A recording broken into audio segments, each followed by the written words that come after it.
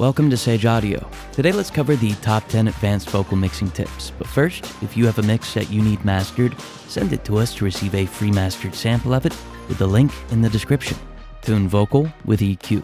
The tips in this video are in no particular order. Now this first tip is subtle and a little unusual, but it helps a vocal sound more in tune without needing a tuner. Now first, I need to know the key of the song, in this case G-sharp minor, then I'll find and amplify in-key frequencies or notes. Although there are 7 in-key notes in each key, I found that only 4 notes were being sung in the melody, so I found and amplified those at multiple octaves. Let's take a listen to these frequencies being amplified and note that it subtly increases in-key and in-tune aspects of the vocal.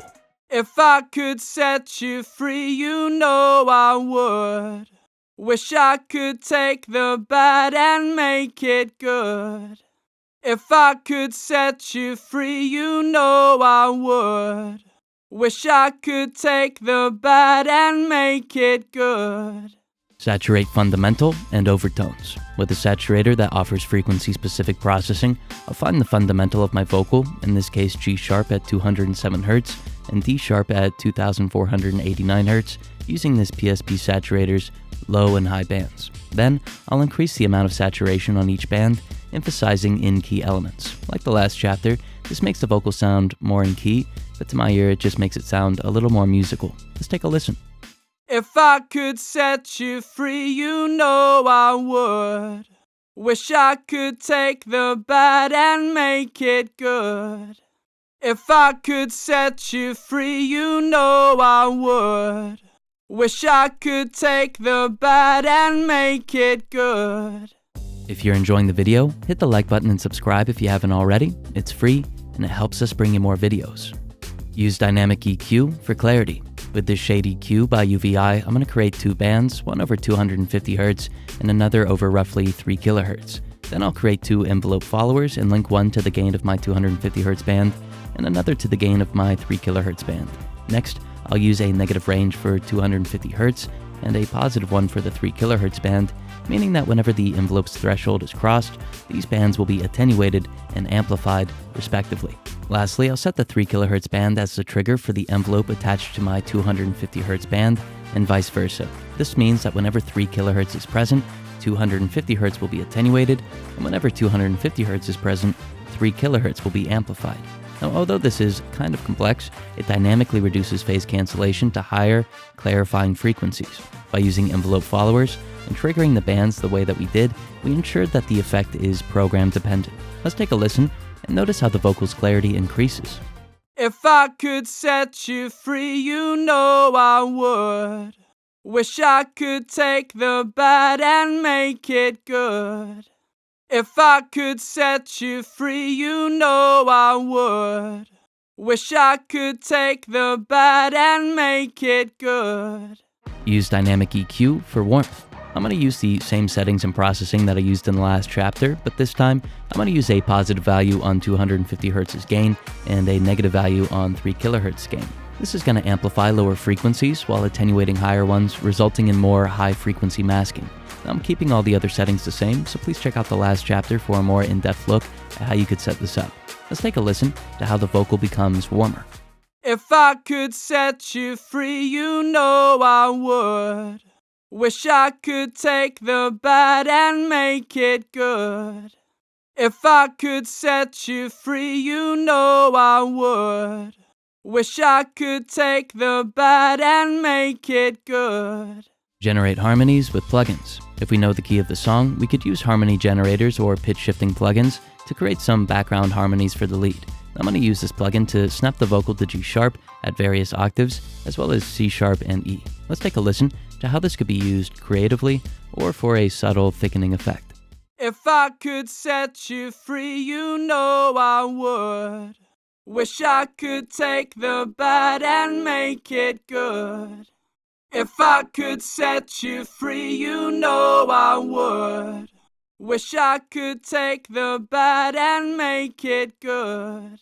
Generate doubles with plugins. Using a parallel send in this Lifeline Expanse plugin by Excite Audio, I'm going to recreate a double for my lead. Now, some unique saturation helps differentiate the two signals, but what creates the doubled sound is subtle pitch shifting or detuning.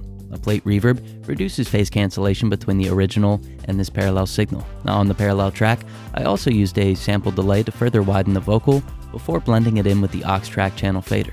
Let's take a listen to how saturation, detuning, some reverb, and sample delay help create a convincing double. If I could set you free, you know I would. Wish I could take the bad and make it good. If I could set you free, you know I would. Wish I could take the bad and make it good. Parallel sibilance track. If you want your vocals highs to sound present but lack harshness, try sending the vocal to a parallel track on which you can insert a linear phase EQ and isolate the highs. Then use smooth compression, like optical compression, to reduce dynamics and then introduce makeup gain. Lastly, insert a plate reverb plugin to get the vocals high frequencies and sibilance a longer, billowy sound. Let's take a listen to the effect. If I could set you free, you know I would. Wish I could take the bad and make it good.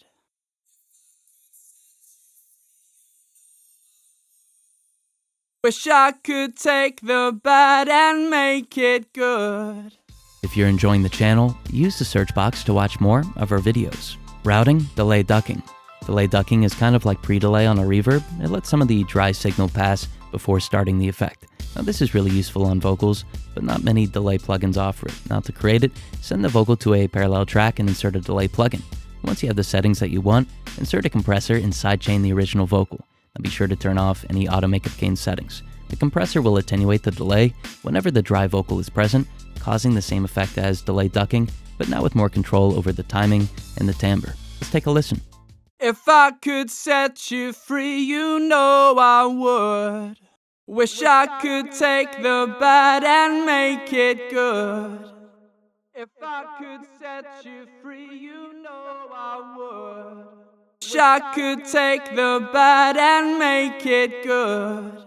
Mid-side compress after reverb. Reverb will add content both to the mid and the side image, making a mono vocal more complex. To augment this, use a mid-side compressor after inserting the reverb on your vocal. It'll compress the mid more often, causing the side to be louder by comparison. Now this causes the reverb's width to respond dynamically to the vocal's level. Let's take a listen. If I could set you free, you know I would. Wish I could take the bad and make it good. If I could set you free, you know I would. Wish I could take the bad and make it good. Achieve vintage crisp sound. If you want a vocal that cuts through a mix but still has a distinctly vintage sound, try emulating this old studio trick. In order to reduce noise, tape machines often came with an emphasis de-emphasis unit that boosted highs before the signal hit tape and then balanced them after. Now some engineers would use just the emphasis function to create an incredibly crisp and bright vocal. Now if you have a tape machine or tape machine emulation that offers this, try it out in combination with some tape saturation to get a distinctly vintage vocal sound. Let's take a listen. If I could set you free, you know I would. Wish I could take the bad and make it good. If I could set you free, you know I would. Wish I could take the bad and make it good. If you have a mix that you need mastered, send it to us to receive a free mastered sample of it with the link in the description. Thank you so much for watching.